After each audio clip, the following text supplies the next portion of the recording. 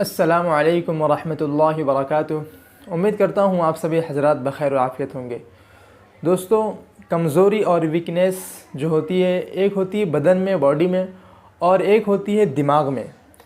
बदन की कमज़ोरी एक तरफ मतलब इंसान चला भी लेता है कि बदन की कमज़ोरी उतना इंसान ध्यान भी नहीं देता है, और बाद में जाकर वो खुराक ज़्यादा खाने के बाद बदन की कमज़ोरी भी कवर हो जाती है। लेकिन जो दिमाग की कमज़ोरी होती है उसका कवर होना बहुत मुश्किल होता है जब तक कि इंसान ख़ुद उस पर फोकस ना करे, ख़ुद उसके ऊपर ध्यान ना दे। और ये जो दिमाग की जो कमज़ोरी होती है इसके बहुत ही ज़्यादा नुकसानात है।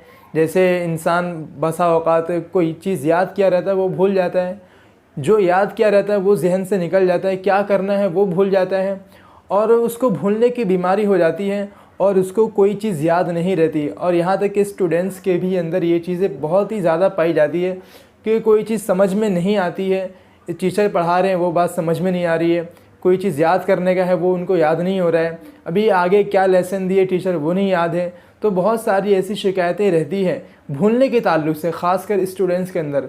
तो ख़ासकर ये वीडियो जो है वो ख़ासकर स्टूडेंट्स के लिए है। और फिर उसके बाद जो है, जो वीकनेस और कमज़ोरी होती है वो या तो पैदाइशी होती है या फिर 13, 11, 12 साल के बाद वो चीज़ आती है। यानी भूलने की बीमारी, वीकनेस और दिमाग में कमज़ोरी जो आती है वो या तो पैदाइशी होती है या फिर 11, 12 साल के बाद आती है। अच्छा, जो पैदाइशी कमज़ोरी होती है उसका भी सॉल्यूशन है, उसका भी हल है। वो ये है, जो बच्चा पैदाइशी कमज़ोर रहता है दिमागी हालत से, उसका दिमाग पैदाइशी कमज़ोर है, तो उसका इलाज ये है कि वो आगे चलकर, जब जैसे वो उसको स्कूल में डाल दिया गया, तो स्कूल में डालने के बाद जो है उसको चाहिए कि वो खूब ज़्यादा अपनी पढ़ाई पर, अपने ऊपर बहुत ही ज़्यादा फोकस करे, याद करे। हिम्मत ना हारे कि यार मुझे याद नहीं होता, मैं याद नहीं करूँगा, ऐसा वो अपने आप से ना कहें, बल्कि अपना हौसला बनाए रखें, हिम्मत ना हारें, जितना हो सके उतना याद करें, जितना हो सके उतना फोकस करें अपने ऊपर। और दूसरी बात यह है कि वो गुनाहों से बहुत ही ज़्यादा बचे, बाल बाल गुनाहों से बचे, क्योंकि इस हालत में अगर इंसान गुनाह करता है तो फिर उसका दिमाग और भी ज़्यादा चौपट हो जाता है। तो इस हालत में गुनाह नहीं करना है, गुनाहों से बहुत ही ज़्यादा बचना है। फिर दूसरी बात, मैं आपको आगे एक वजीफ़ा बताऊँगा, एक दुआ बताऊँगा, वो हर नमाज के बाद आपको करने का रहेगा। इंशाअल्लाह वो कीजिएगा, उससे भी ज़रूर बहुत ही ज़्यादा फ़ायदा होगा।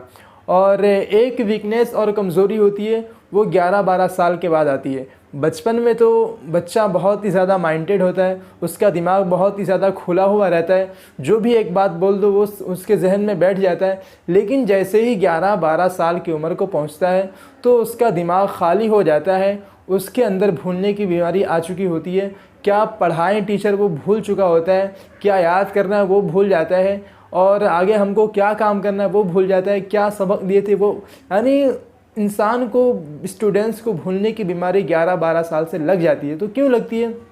वो इस वजह से लगती है कि 11-12 साल की उम्र में आजकल के जो बच्चे हैं वो दुनिया को देख लेते हैं, दुनिया को पढ़ लेते हैं, उनके पास मोबाइल आ चुका होता है, तो गुनाह करना बहुत ही ज़्यादा आसान हो चुका होता है। तो गुनाहों की वजह से उनका दिमाग जो है मुंजमद हो जाता है, क्योंकि गुनाह का जो पहला असर है वो दिल पर पड़ता है, और दूसरा असर, दिल अपना असर जो है दिमाग पर छोड़ता है। लिहाजा दिल और दिमाग दोनों मर चुका होता है। दिल में ना तो नेकी की बात बैठती है और दिमाग में ना ही कोई अच्छी बात बैठती है, और इंसान बहुत ही ज़्यादा डिप्रेशन का शिकार हो जाता है। ख़ासकर स्टूडेंट्स के साथ ये मामला पेश आता है कि याद की हुई भी चीज़ वो भूल जाते हैं।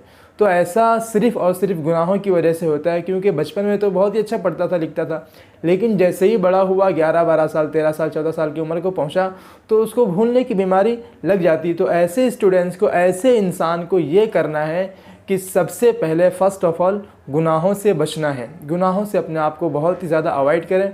फिर दूसरी बात जो है वो अपने ऊपर खूब ज़्यादा फोकस करे, याद करे, कोशिश करे, याद तो इंशाल्लाह ज़रूर होगा। फिर तीसरी बात ये है कि दुआ करना है, वजीफ़ा करना है। मैं आपको इंशाल्लाह बताता हूँ, वो आपको रोज़ाना हर फ़र्ज़ नमाज के बाद अपना दायां हाथ सर पर रख कर या कवियू या कवियू या कवियू 11 मरतबा पढ़ना है, या फिर अपना दायां हाथ सर पर रख कर हर फ़र्ज़ नमाज के बाद लिया रबी तो अला क़ुलूबिकुम व युसब्बित बिहिल अक़दाम पढ़ना है।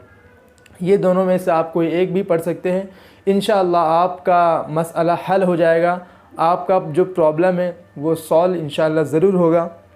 और सबसे पहले गुनाहों में, क्योंकि इंसान के कुन ज़हनी में जो सबसे पहला और सबसे जो बड़ा असर और सबसे जो ज़्यादा खलल अंदाज़ होता है वो गुनाह होता है, क्योंकि गुनाहों की वजह से इंसान का दिल भी मर जाता है और दिमाग भी शांत पड़ जाता है। तो गुनाहों से बचे, इंशाअल्लाह ख़ुद ब खुद सारी चीज़ें याद होगी, किसी को बोलने की ज़रूरत भी नहीं पड़ेगी, आपको कोई वजीफ़ा भी करने का नहीं रहेगा।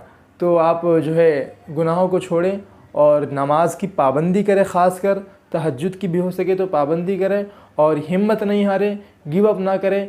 इंशाअल्लाह ज़रूर आप अपने जो है आपका जो मकसद है वो उसमें ज़रूर कामयाब होंगे।